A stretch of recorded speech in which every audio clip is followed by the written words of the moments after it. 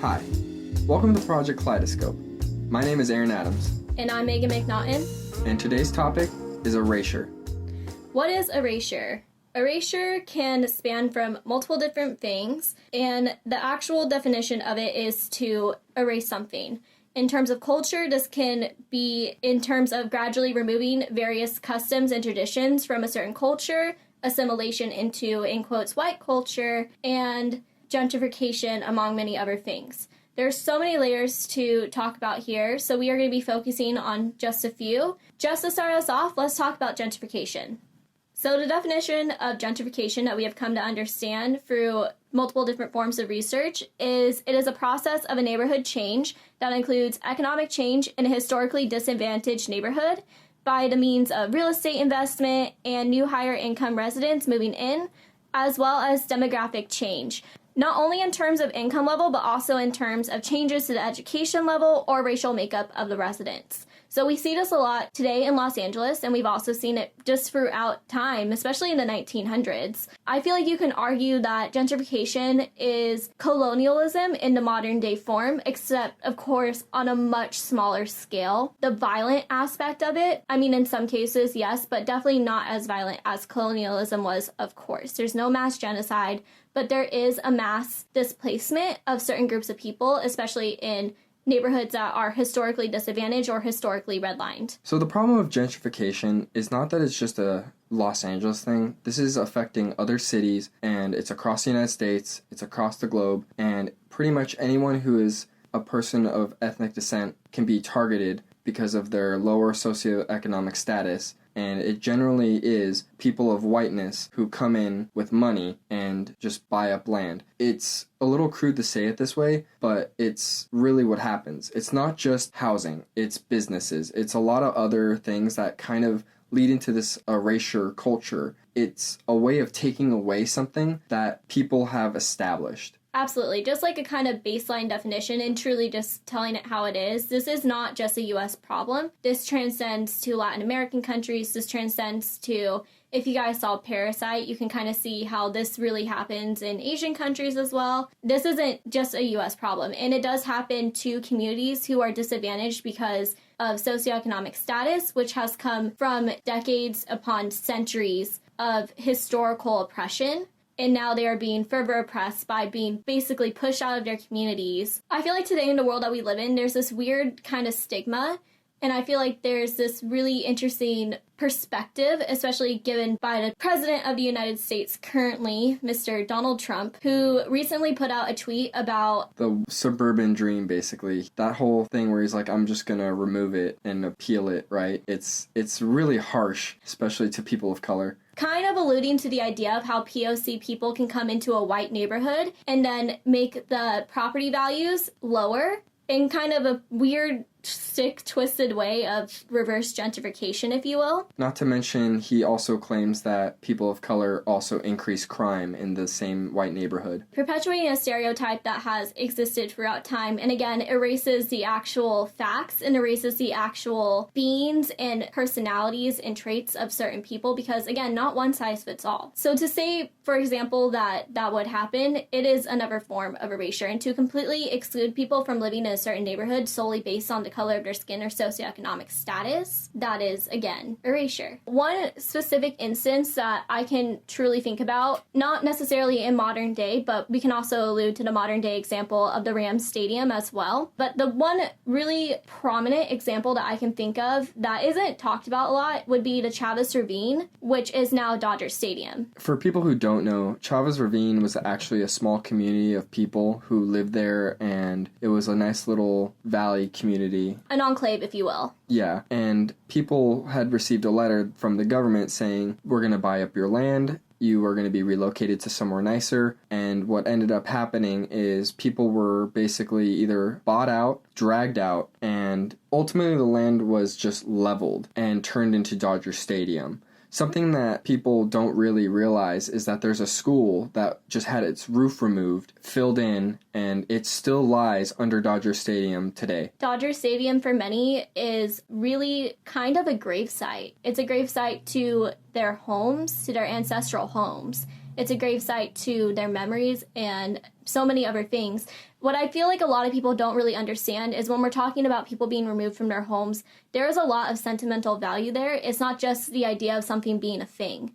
Things have memories attached to them. I mean, there's obviously so much more to the Chavez Ravine story. I really recommend to everyone to go check that out, look into it, because there were so many legal scandals that happened over this. There was a lot of controversy within the California government. There was a lot of just pain and erasure that happened that was really a very interesting thing, I feel like, especially for that time, because I don't think a lot of people took into consideration what this would transcend to over time. It was all about the money. But of course, the project was in the beginning not to be about political or economic gain, but it ended up being that way. And many people were disenfranchised because of it. And I will also add that the housing complexes and the housing units in place that they were promising to send them to and get them housing, they were not actually made. Something that's a little bit controversial is saying, like, they took away one thing, but they gave them Dodger Stadium. And today, especially, Los Angeles, before the Angels, of course, was pretty much just a Dodger town. It was the unifying thing for Latinos and Angelinos and just the residents of Los Angeles to rally behind for having a baseball team. That was the whole argument for it, actually, was that they thought that this would unify every single person within the community and make it a place where everyone can come together and join. We see that a lot today. People do go to Dodger Stadium. It is a place of togetherness and being in one place and having a great time and making memories. But for a lot of people and people who know that history or have family who lived in Chavez Ravine, again, it's a gravesite. I mean, not even to mention the incidents that we had with fans attacking each other. Those instances seem to be outliers for the whole thing. When it's kind of looked at a community standpoint, while we can mourn the loss of a town or an enclave, it is really just the loss of the memories. It's the loss of land that people were born on, married on, lived, died, and to kind of give them this marker of, here, we took this away, but here's this, it's not really justified for those people. And unfortunately, a lot of their voices have been left in the dust. We have way more people now sharing their voice for, I love Dodgers, Dodger, go blue. Like, it's the Dodger sentiment kind of just erased that whole thing. And this has been going on since 1950. The whole thing is kind of just swept under the rug. There is no more mention of Chavez Ravine as like a place to live. It is now solely known as the home site for Dodger Stadium. If I were to ask any person on the street, many Angelinos would not really know the context and the historical context of Dodger Stadium and know that it actually was a place where many Latinx people lived. I believe there was only one black family that lived there. The Johnsons? The Johnsons. It was an ethnic community. It was a place where these people felt safe, and it was ancestral homes. It's not really mentioned in modern society. No one really takes a big look at that, which is, again, just another really interesting concept in Erasure. How we can take one thing and make it so big and so grand, and it completely erases the honestly devastating past that it came from. You don't see Dodger Stadium talking about how it was once Chavez Ravine. It's like a lot of things when it comes to history for us Americans. We like to not look back at it so much. It's a little bit of nastiness that we want to just kind of want it to go away. And you can wish all you want, but these things have their own voice. They say the dead can't speak, but really, their voice is just as loud then as it is now. We have kind of perpetuated this society and this nature where we love to forget painful things. And I'm not disagreeing. We all suppress things, it's fine. But there are things that we need to remember. I will, like, as a little tidbit, the whole reason why we say names in terms of the Black Lives Movement is to remember these people and remember that they were not just bodies. They were not just numbers. They were not just a statistic. And it's the same thing that needs to happen in terms of destroying this erasure culture and destroying how people now view certain things, is if we kept these names alive, if we kept the history alive, then maybe things would be a little bit different, and maybe we would have a perspective that's a little bit different. And this kind of leads into my whole next spiel. The U.S. education system in general, I'm talking K through 12, maybe your college experience was a little bit different, but the U.S. education system very much loves to perpetuate white narratives. And I feel like right now this is a really interesting conversation because on both sides of the political spectrum, there is an argument about erasure. And I know a lot of people who are on the left who are in agreement that the system that we have in place of education very much loves to perpetuate the white narrative. It very much loves to perpetuate ideals and whitewash history. But then on the other side, they feel like we actually don't talk about these white narratives in school, and we're giving the history that actually deserves to be talked about a space to be talked about, which is, of course, not really true through my experience. But I also went to many different schools. I was in school in Arizona. I went to school in a Los Angeles town. I went to school in Sacramento. So my experience is a little different from others. As early as Christopher Columbus coming here and discovering, in quotes, America, to the fact that everywhere in our textbooks, there seems to be this one way of painting the issue over what really happened. It's gotten to a point where different states also teach slightly differently, and we're not really sure of how this came to be for our generation because we're just growing up and taught this. But when we wake up to see, wait, why didn't they talk about this? This is really important. We kind of have to go back and say, well, who wrote these textbooks? Who allowed this? And it comes back to the point we made earlier, is a lot of people see something painful in the past and want it to kind of just go away. Or they want to make it sound in a certain light that we're always going to be good. The white narrative is always putting the white voice above the other. And I feel like in the American education system, one of the big proponents of this is definitely perpetuating a white narrative. You will never see us lose in a U.S. history book. You will never see the actual pain and suffering that was inflicted onto others. That's just not a thing. Yeah, you go as early as back as Christopher Columbus. I mean, I don't know what you guys learned about Sacagawea, but when I was as early as I want to say third grade, because I was in a play, weirdly enough, we talked about Sacagawea, and it was always kind of talked about in a light where she was this great woman and she faced no oppression and she helped Lewis and Clark go all the way across and she was fantastic and it was beautiful. I hate to break it to everyone if you don't know, but that's not what happened. There was a lot of oppression faced. There was so much more. I mean, we can even talk about Pocahontas in terms of how media portrayals, especially Disney, wants to perpetuate this whole white narrative. Again, that's not what happened. To talk about the actual history of what happened here, it is heavy. It is extremely heavy. And it is something that people want to shy away from. Because why would we want to paint ourselves in the light where we are the oppressor? Even though it's facts, it's completely facts. But why would we want to paint ourselves in that light when we can completely whitewash history and frame it into our narrative to make us seem like the, in quotes, good guys? Something that I was watching recently from Comedy Central, which would be The Daily Show with Trevor Noah, they brought up a good point about American history, specifically upon the dismissal of negative events in history, is the U.S. kind of has this, I would say, just line of increasing on a graph where, okay, we had a revolution. Next thing you know, we freed the slaves. Next thing you know, we won World War I and World War II. And like it just kind of this upcurving arc. And to not give it enough credit that, yeah, there were a lot of backsliding. There was a lot of misinformation that was disseminated amongst people. And the thing is like, we look at our history books, and that is the biggest place to spot these falsehoods. Just take June 19th or Juneteenth. Honestly, up until maybe a year or two ago, I actually hadn't heard of this. And I feel almost ashamed that I didn't hear of it. And now that I have, it's like, oh my gosh, why wasn't this taught to us? Why wasn't this taught to us in a way that we could then learn from it? It was just completely erased. It was completely forgotten. And that's the kind of craziness that a lot of people don't realize is happening almost every day when we don't go back and look at the history. This is like one big example because I hate to say it, but Trump was like boasting that he made June 19th famous, and he made it jokes. No, but he made it famous for the wrong reasons. And just the audacity someone has to say that I made it famous. No, there has been media portrayals in the past, but that just didn't get enough traction. And then of course when he goes out, put his rally on that day. He did put a rally in Tulsa, mind you, on that day. The amount of insensitivity here is, for one, amazing. But as well, I would also love to point out that, yes, everything you're saying is fantastic. And But the whole underlying issue of it is this is what erasure culture is at its very core. A white man who has done virtually nothing to actually help race relations and actually help people of color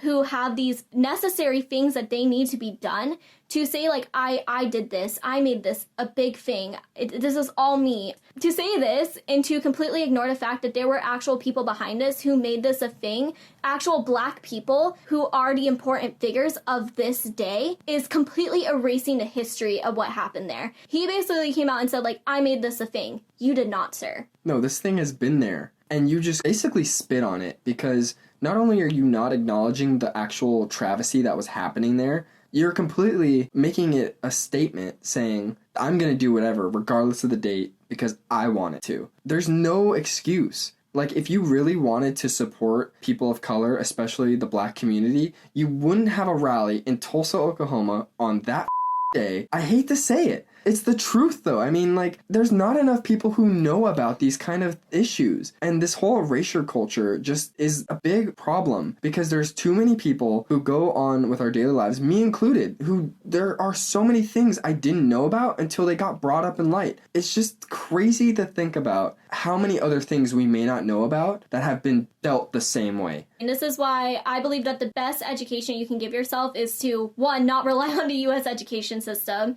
and to actually research and look into things yourself, and to understand history from your own perspective and not the white narrative. So many things in history have been erased. We want to even talk about the civil rights movement. Can we talk about how many things were left out of the textbook during that? Because I swear to you, my civil rights education was so straight up. There was Rosa Parks. There was Martin Luther King, and he had a dream. And then racism was over. That was so straight up my education, which, of course, growing up in communities and having friends of many different backgrounds and ethnic backgrounds, it was really, for me, like, I could see that this was not true. For people who don't have that experience, people who grow up in predominantly white neighborhoods, people who are just ignorant, we'll just put it that way to not be too sugarcoaty of it, they look at this and they're like, oh, that's fantastic. So this means that racism hasn't existed in the United States since the 1960s, which is not true. Not true. But that's the way that the U.S. education system frames this. Framing is so important because they have the power to honestly influence us, because we go to school for 12 years. We learn all these things, and we think that we're taught everything that we need to know.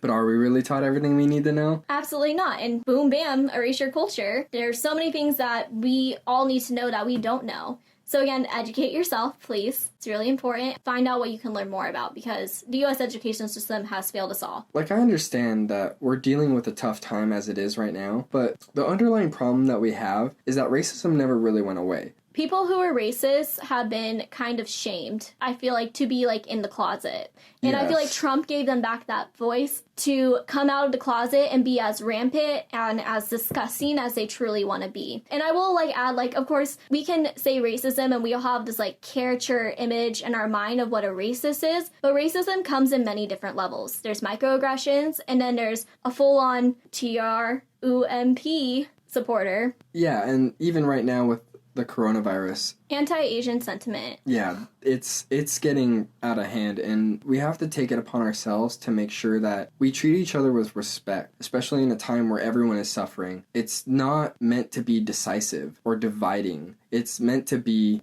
this should be a time where we actually all come together and we can finally understand each other. And this whole erasure culture ties really heavily into each of these topics, even though it sounds like we're going to be getting off track. The whole point is there's an underlying cause here. It's just a problem to, like, not focus on these little issues as they pop up. While each of these issues could be its own podcast, we're gonna have to just make sure that at the end of the day, we at least acknowledge it while we move forward. Absolutely, because then what would we be taking part in? Erasure culture. We need to make sure that we give you guys the context. So yeah, I'm sorry if it does sound like we are kind of going off track, but I promise you everything has its purpose. Even going further on into that aspect, understanding each other's context, even in the smallest form, right? I mean, we have things like cultural appropriation, which can also be considered erasure. We have certain things like just having a lack of empathy for historical context altogether and completely unacknowledging certain things. Like, I know many people who are like, oh, Mexican culture, Cinco de Mayo, Taco Tuesday. Like, okay, are people who say, like, Cinco de Mayo is Mexican Independence Day? Like, do you Spoiler, it's not. It's the fact that you're willing to just take something that was said at face value and just immediately slap the sticker on it and say, I'm done. I don't need to worry about it anymore. Cinco de Mayo, time to drink. Like, Cinco de Drinko, please don't. But no, there's this whole, I mean, for me personally, I can even argue the same thing about St. Patrick's Day. Mm-hmm. It is actually a saint's holiday in Irish culture, if you all didn't know, but many people have taken this into themselves to every St. Patrick's Day say, I'm Irish, let's get drunk, because Irish people are the white trash of the white people. Anyways, kind of continue on with this. There are so many other forms of erasure that I feel like we can even touch on further, like talking as simple as erasing a mural or whitewashing a mural. So murals in Los Angeles are very predominant, as they are in other cities, of course. In Los Angeles, especially because Los Angeles was native land and eventually the Spaniards and then eventually the US. There's a long colonial history happening in California and very specifically in Los Angeles. Murals have kind of presented themselves, as most art does, in a political context or a social revolutionary context. Many murals today in Los Angeles, I mean, you can walk down Melrose Avenue and you see a lot of like cutesy, Instagrammable murals. Mm-hmm. But there are so many other murals in Los Angeles that have a context that provide insight into the historical and or socioeconomic context or cultural context of many people, and this goes for a lot of different ethnic groups. But I will particularly bring up Latinx groups in general because they're very prevalent in Los Angeles because, again, we were once a part of what is now Mexico. So one example of this issue that I can think of specifically in Los Angeles that really pertains to this issue is a mural that was in Highland Park, and it was painted by John, otherwise known as Zender Estrada. And it was basically a mural of an Aztec warrior, and he was flanked by two eagles. In 1992, he painted that. And since it has been whitewashed, and this is not the only example of this, of course, there are many murals, especially across Los Angeles, that have either been completely erased or whitewashed. And I mean, to whitewash a mural that was really specific to a movement, because in relation to this, John actually painted this to represent some of his viewpoints about the 1992 riots that happened in Los Angeles, because again, of police brutality, this is not a new issue. It's really disheartening, and it's really kind of a slap in the face to have something that you created and something that you put out into the world that describes, one, your culture, and two, your viewpoint on something that is really important, and just have that completely erased or completely whitewashed to depict a certain narrative that was not yours to begin with. It's taking someone's voice, it's taking away someone's right to their culture, and again, it's wrong. It was intentionally chosen to be forgotten, is what you're getting at. It was intentionally chosen to be forgotten. And I will quote an actual article about this mural and many others that was actually on The Guardian, and it was written by Andrew Gumbel. And as he put it, this is a result of dizzying change in one of the most rapidly gentrifying parts of LA, and it seemed a failure by the newcomers to understand the culture of the neighborhood that they were starting to call their own, end quote. So the way that he puts it, again, this is another low form of gentrification. This is another form of erasure. I promise you guys, every single issue in this world ties together in one way or another. There are intersections at every single corner you can cross. This erasure of this culture comes again from a lack of understanding of the culture of the neighborhood that was already there to begin with. It is to completely take that and ignore it and to put something else there that they can think is, in quotes, more important or more white. To cover up a mural, I feel like, is now, again, because this doesn't really get paid attention to, I feel like. I mean, if you know about murals in Los Angeles, you know historical context, maybe you know a little bit more. If you know about art, maybe you know a little bit more. But to a normal person walking down the street, and an average Angelino per se, this is not something that is really brought into the light in terms of gentrification.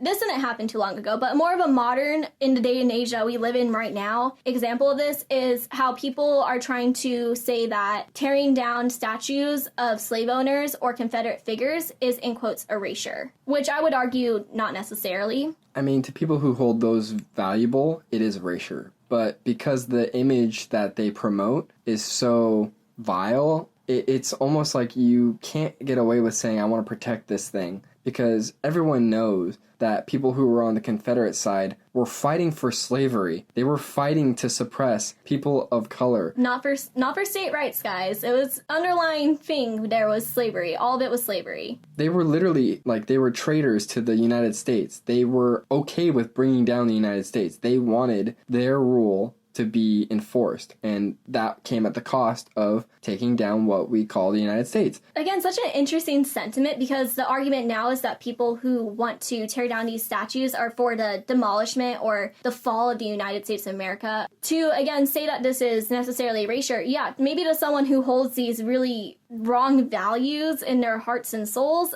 yeah, maybe that's erasure for you. But to people who have to understand and know the history and the generational trauma and the historical trauma of these events, and have to look at that statue every day or every once in a while even, like, that is traumatizing. You don't make a statue to say, hey, we need to remember this bloody history. Why do you think Germany has 0 Nazi statues? Because they realize that, look, we're going to promote it in our history to say we have to get over this, we have to learn from this, but we're not going to go put fucking Hitler statues everywhere. We're not going to put iron crosses everywhere, because we're not here to remind you that it happened like that. Statues are here to commemorate, not to condemn. Exactly. And I feel like that is one of the biggest issues here, and what people are failing to understand, especially in terms of this. Even in commemorating these people and giving them that statue or that clout even, is to, like, completely ignore and erase the actual atrocities that happened, and to completely, again, just ignore history. Because we want to put such a high status and such a high symbol on these figures who really don't deserve this. Of course,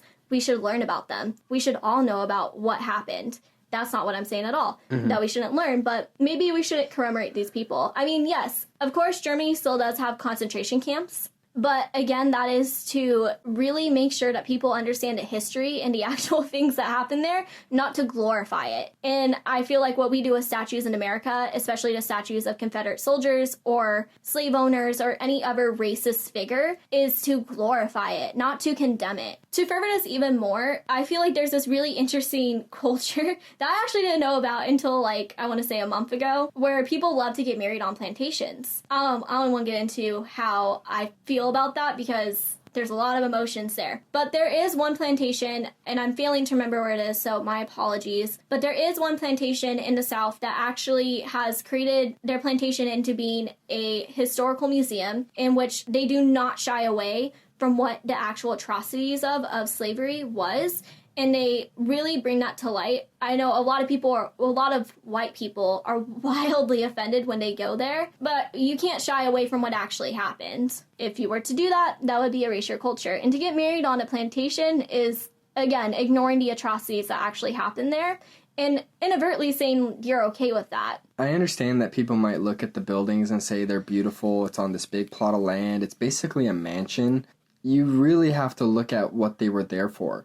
They were there to perpetuate the forced labor of people who were working for free and suffering harsh conditions, and at the end of the day were basically looked at and treated as less than human. We all have the same brain, same heart, same blood. We are all human. And the fact that human rights were being violated so horrendously back in the day, people who get married on these plantations are pretty much just ignoring it. And it's one thing to say, oh, I want to get married at a pretty place. There are plenty of pretty places. This issue specifically is with the plantation and what it represents. Absolutely, and I'm going to clarify a point that you did make. Yes, we are all human, and it's really important to treat each other as though we are all human, but of course we cannot ignore people's specific oppressions, and we cannot ignore the different difficulties that people do face in everyday life that maybe as whoever you are, you might not face, or maybe you do share a similar sort of oppression. It's fair to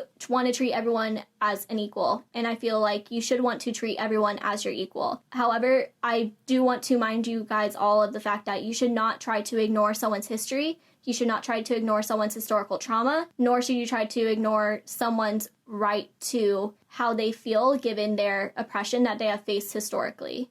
And it's more important now more than ever to make sure that we don't accidentally forget about those things. Because we're so focused on right now getting people to be equal, we cannot forget the past. And that's why this whole movement, Black Lives Matter, going above and beyond to make sure that we're all defund the police, even all these movements right now, it's all in the name of justice. It's not in the name of anything else. And I feel like that is something that's getting really lost in translation. Yeah. Again, it is all in the name of justice. I want to move on just a little bit to another layer of erasure that I think is extremely important and something that's really prevalent and maybe something that a lot of people don't really recognize as erasure, and that would be the losing of a mother tongue. I have personally seen this firsthand within many of my different friends who speak languages varying from Korean to Spanish. So many different languages, right? I can also say firsthand for myself, I have mother tongues that I never learned. And the whole stigma, I think, behind a mother tongue is the fact that America, at its heart, is very much rooted in colonialism. America very much is rooted in oppression. There's this whole narrative that's been perpetuated, especially in the media today, loves to focus on the idea of American society being a single language spoken, and that would be English. However, of course, this doesn't take into consideration the fact that there are many people who are here who aren't, I'm not talking just immigrants, because I feel like this is the face of it, and people just assume anyone who speaks a different language is, in quotes, immigrant. But there's this whole narrative that you need to, if you are American, you need to speak English. Many people that I know specifically have assimilated into this white culture and have to, in turn, have to give up their mother tongue in order to be assimilated into that culture and to not be seen as an other. So for me specifically, what that means is, so my mother tongues are French, Gaelic, and Spanish. And I was unfortunately unable to learn a lot of these things. And I feel like this is a form of erasure that is a very interesting aspect because it doesn't necessarily come from a system, it does indirectly come from a system of oppression, but it comes inadvertently from generations. So for me, my grandmother spoke French and so did my great-grandmother, but those were never passed down. Same as my grandfather, who I unfortunately never had the pleasure of knowing, and neither did my mother, he spoke Spanish. And it's the same with my great-grandfather, he spoke Gaelic, and that never transcended down, and I never got to learn these different things. And why? Because, again, the whole assimilation into the white culture, well, of course, it's not seen as necessarily degrading or wrong to speak French or to speak Gaelic. Although, actually, I really don't know how Americans feel about people speaking Gaelic, because I've never actually seen it happen, but I would assume it's okay, because it is a, in quotes, white language.